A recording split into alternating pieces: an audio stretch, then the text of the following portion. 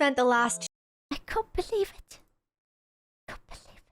2 weeks experiencing a crazy amount of whiplash.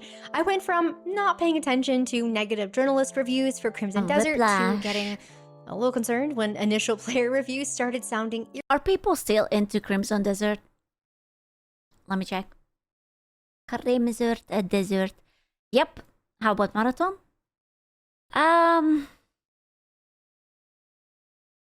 Not so much. Crimson Desert, yes. Marathon, not so much. Good enough. Considering that this game came out like basically a month ago, I do not think that this is good at all. Okay, but this was the peak, right? I actually don't think that this is that good. I thought that they would still hold like 30k months after. Honestly, DSP started playing and I lost all the hype. No! Aw, dude, don't let him influence you with this. Not like this. Please, not like this. eerily similar to watching the Pearl Abyss stock drop 30% to then finally buying the game myself and having an absolute blast with it. But on the exact same day, Crimson Good game, attractive characters, shocking, successful gameplay. I don't know, it's really a mystery. What could be doing? How? How is this possible? How dare you? Desert launched, Fortnite dropped a new season, and then a week later, Ew. Epic fired 1,000 people. Now, Based. Yeah. New season, new battle pass. Anyways, you're fired, and you're fired. I have witnessed 2 stories about ambition in gaming this week, both with very different outcomes, and I think the difference comes down to 2 big things that we always talk about. Who are you actually building your game for? And when those people show up and tell you what they think, I don't understand. Why are they trying to cater to this like mythical modern audience when time and time again you can tell that they don't exist? It's just fucking retweeters. Why? Because yeah, but surely they look at the stats. are you even listening? The money. Before we get into all of that, let's catch up on a few things. Sony just announced that the PS5 is going up by another $100. What? Why? The PS5, the old one. What? Why? Meaning the PS5 Pro is now What? $900. Their second price hike in less than a year, but Now it's $900 to buy a PS5? The fuck? don't worry, Sony is merciful to us paupers. Oh my If you god. cannot justify dropping that amount of money on a console, you can always just rent a PlayStation via a monthly subscription service. If Wait, what? You can rent a PlayStation? Who does that? Where? Is this like an American? I have never heard about it. That's crazy. Oh my god. That's insane. you live in the UK. It is still so early in the year, and already there have been so many layoffs. Crystal Dynamics just had their 4th round in 12 months. Battlefield Studios cut staff after their big launch last year. Ubisoft gutted Red Storm Entertainment. Riot let 80 people go. And Oh no! I am so shocked. It's EA and Ubisoft and Riot from that awful 2XKO game. Truly shocking. How could this happen to us? What was that? Sony shut down Bluepoint, which I personally will never forgive them for, because the Shadow of the Colossus remake was a masterpiece. And speaking of layoffs, let's go ahead and talk about the big one. We found out days ago that Epic Games was letting go of 1,000 people after already letting go of 16% of their workforce back in 2023. Their statement said Fortnite engagement has been declining since last year and that they are spending significantly more than they're making. And of course, even Dude, Fortnite always looks like a colorful vomit to me. I'm sure the game is good because it has to be good because it's popular, but it's just like imagine a clown eating a bunch of sweets and vomiting it back up. with a decline in players, Fortnite is obviously still one of the biggest games ever made and played. game runs like ass. It hasn't run well in the few seasons. Well, maybe that's why they are not doing well. Popular doesn't equal good. Well, it still has to be good on one way or another. Because otherwise people wouldn't play it. But Epic's response to all of this It's has good for been kids. very interesting. Yeah, Roblox is popular because of kids. Just earlier this month, they raised V-Bucks prices and told players that they needed to help pay the bills. Yes, that means you, Broccoli Top, put down the Celsius and go help Epic pay their... Bro, that's going to be the new Draco Malfoy in the Harry Potter TV series. I am so conflicted about it. What? Yeah, that's going to be the new Draco Malfoy in the HBO Harry Potter series. It's going to be so fucky-wucky. I swear I wouldn't have even mind any of this, but the Black Snape, oh, that's going to cause so many problems. I don't know what they are cooking with that. That's going to be so bad. And then a week later, they cut 1,000 people. Now, the gaming industry, and sadly all of us, are unfortunately no stranger to tone-deaf statements from executives. And with Tim Sweeney already on the... Jesus. That's not a good picture. Oh my god, he's blind as a bat. Oh my god, look at the prescription on his glasses. Oh my god. He can't see shit. Holy fuck. That's a magnifying glass. Leaderboard for this, he vied once again for the top spot as he tried to smooth things over by making a statement on X saying, "Nah, I don't think about it as people losing their jobs. Now employers will see a stream of resumes of once-in-a-lifetime quality folks." I think that easily bumps Ubisoft. I don't think about you losing your job. Think about it as an opportunity to refresh your surroundings. You know, like get your vibes checked. Find a new place for... Oh my god! Get used to not owning your own games on the leaderboard. I don't know though, Tim. Could it be that instead of your overflowing charity for the market, Epic may be overhired? Maybe if Epic would spend less money on trying to sue Steam so that they will be in a pickle and they would spend more time building their platform and their fucking game. Put way too much focus on everything other than core Fortnite, like internal HR initiatives, massive content partnerships, spending $1 billion fighting Apple, and publicly backing lawsuits with Valve. And then your first instinct is to get on social media and act like you just did everyone a huge favor. Meanwhile, Gabe Newell continues to just live out his meme of do nothing and win. With this layoff though, they are all... We are still waiting for the cube, Gabe. We are waiting. We are loyally waiting. Also shutting down 3 different Fortnite modes, and for what it's worth, I actually was kind of surprised because their statement that they put out was fairly honest. They said they failed to build something awesome enough to attract and retain a large player base. And with all of this, I just kept wondering, how did Fortnite get here? There was a time when it seemed like everyone and their mother was playing this game, and it caused huge players in the industry to chase the life. Dude, why the fuck does it look like almost like World of Warcraft? Is this how Fortnite always looked? It's like the fucking Lich King is about to come out and, I don't know, stab me in the ass. Huge players in the industry to chase the live service model for years because of its massive success. Studios have been gutted, games have been... Is that Arthas? Is that you? Skinny twink Arthas. Games have been redesigned, entire companies have pivoted to chase what Fortnite originally built, and now even Fortnite themselves is having a difficult time. The thing that everyone was trying to emulate is now struggling itself, and it was not for lack of ambition. Epic had plenty of ambition. They have just been pointing it literally everywhere else except at the people that play their core game. So Fortnite shows us one side of the coin, but what does it look like when all of that ambition actually has a target? Well, that brings us to Crimson Desert. Originally, Crimson Desert started out as an MMO prequel to Black Desert Online, and somewhere during the 7+ years of development, Perlibis scrapped pretty much their entire direction for the game. No live service, no multiplayer, although that might be coming now. Oh no. Oh no. Battle Pass? When? to be determined.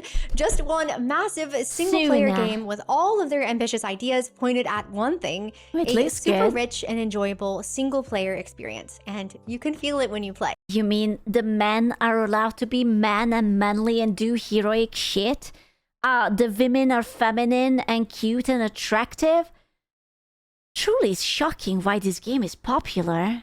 I don't understand. Now, I didn't get to start playing until the middle of launch weekend, and like I said at the start, by the time I sat down, I'd already seen a lot of the discourse. Mixed reviews, controls complaints, people saying that it was too hard or too clunky, and outside of like the Paul Tassies at Forbes, I felt the critic reviews were being weirdly nitpicky. Even at this point, after the massive quality of life patches, some journalists just seem committed to hating this game. After getting some time in myself and sitting at around 30 hours now, were some of the initial complaints valid?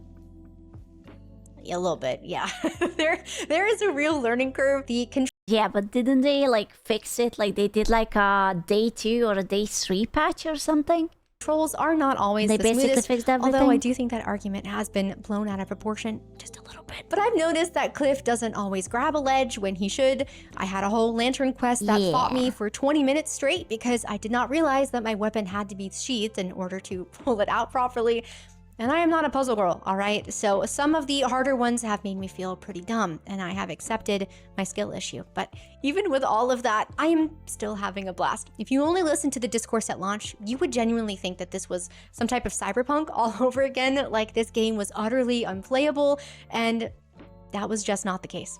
Now, bro, the BBC wrote an article about cyberpunk back then? Bro. this is not a game for everyone, but for people who do enjoy this type of thing, it is incredibly fun. Combat, climbing, puzzles, taming animals, wrestling, That's crazy. crafting, companions, a genuinely massive open world full of Remember when you couldn't release a review until the game came out? It wasn't suspicious at all. Everyone knew. fun things to do, and Everyone everything is all fucking working knew. together to make the game as fun as possible. And that right there is the difference. While Epic was scattering Fortnite across numerous different games and directions, Pearl Abyss was pouring everything into making one specific thing as good as it could possibly be. And you can tell because it pops up in all of the little stuff. The background NPCs in this game have genuinely made me laugh out loud, from cussing at me and calling me the C word when I accidentally bumped them. What? The C word? They called her a cunt? What?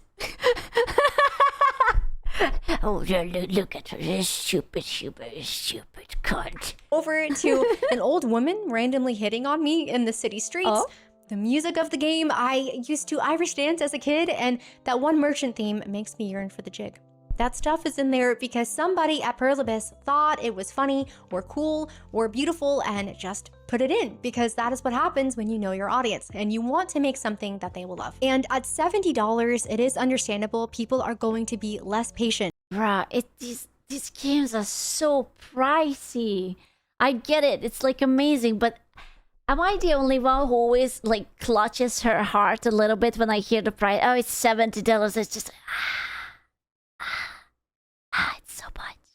It's so much. With any type of launch jank. So even if I personally was not as Like I understand, but oh my god, it hurts so badly. bothered by some of it, it makes sense that Crimson Desert's initial quirks pushed away certain people. But for the people who decided to How does $69.99 sound like?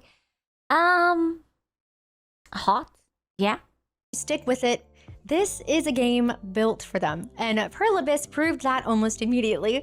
Within 4 days of launch, Pearl Abyss had their first big patch live, with tutorial improvements, keyboard and mouse changes, camp storage, boss nerfs, health item buffs, and then 10 days later after launch, a huge patch. 5 new mounts, faster load times, a sprint toggle, reduced gliding stamina, thank you, instant crafting, bulk storage. They even added a prompt for using keys to unlock doors, which was something I personally was very excited about. 2 major patches in 10 days. They are moving wickedly fast, and yes, Dude, the Koreans were like, yeah, the game is out. You want to rest? No, I don't think so. We have to work on the patches, okay? 24-hour shifts. Good fucking luck.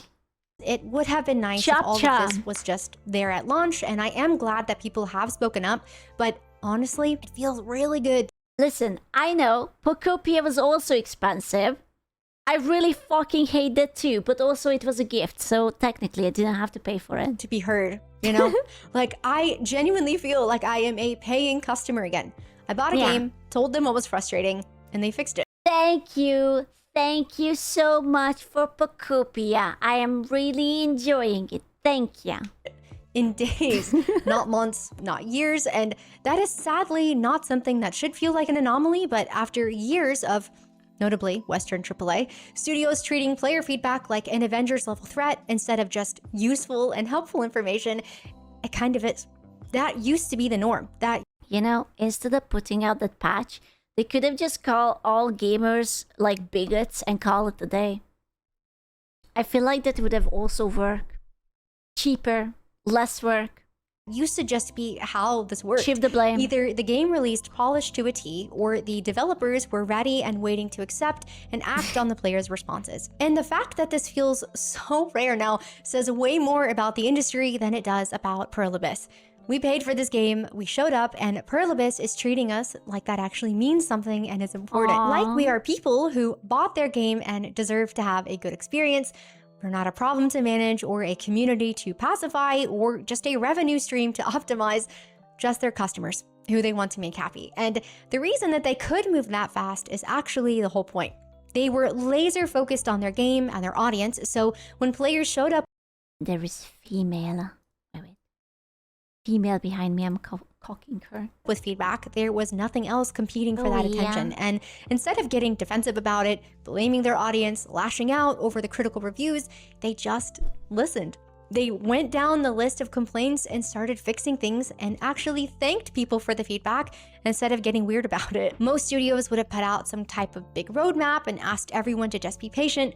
Pearl Abyss just did the thing. So where does this leave them?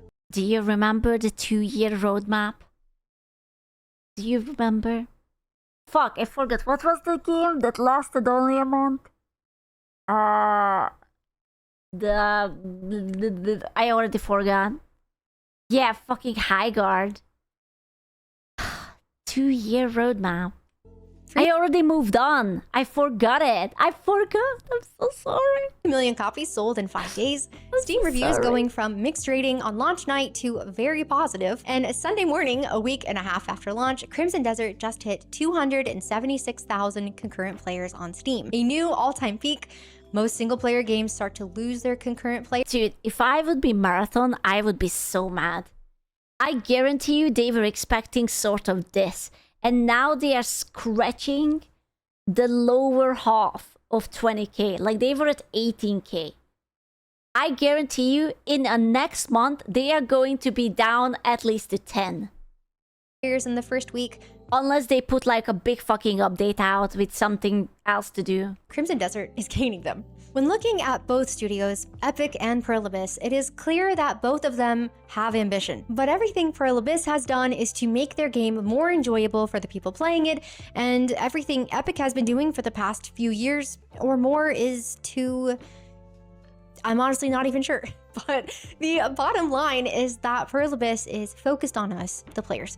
They filled their game with passion, love, and so much charm, and all kinds of weird, funny details that are only in there because somebody at the studio cared and thought it would make for a more fun and enjoyable experience. Not increase their brand presence or optimize revenue streams. That's the huge difference. And what is funny is that it's not like Crimson Desert even launched broken or technically unfinished. We have seen what actual broken launches and promises broken look like. No Man's Sky, Final Fantasy XIV, Cyberpunk, and those two. Wait, Final Fantasy XIV launched broken? I know that the one before that was shit, but was 14 broken? I didn't play I think I joined around like Heaven's Ward, so I don't know. Yeah, I know that it was remade, but she's saying that it was 14 that launched. The previous one before the 14 was shit. And that's what they shut down, and then they started 14. Studios earned their second chances because they listened to their players. Pearl Abyss didn't launch in a broken state. They didn't lie about what the game included. In my opinion, it was a good game that launched. That was also 14? Oh, I thought that was called like 11 or something.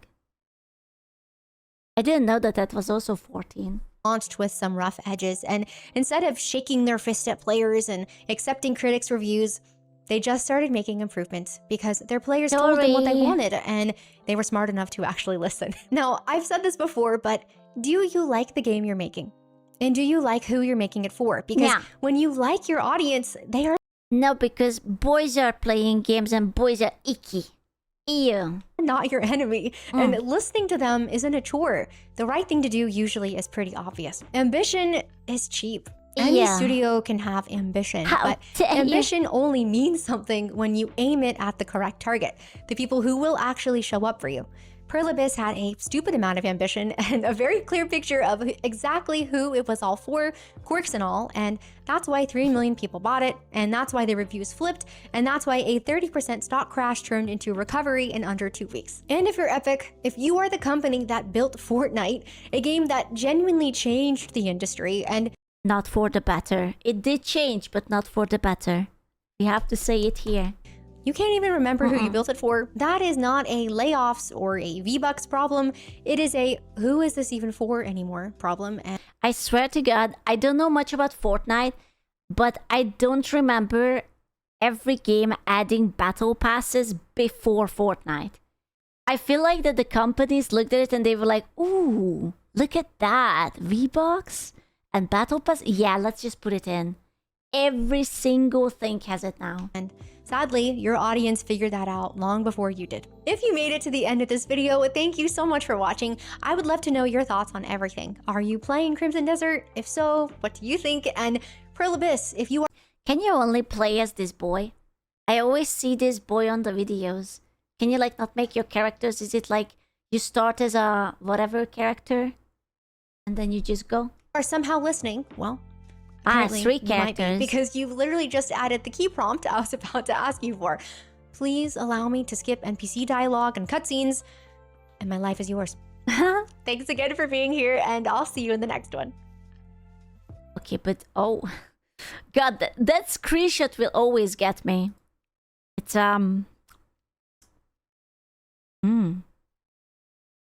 very nice. Stop drooling, I'm sorry. I'm sorry. Legendary put up a video 4 hours ago. Let me peek at it.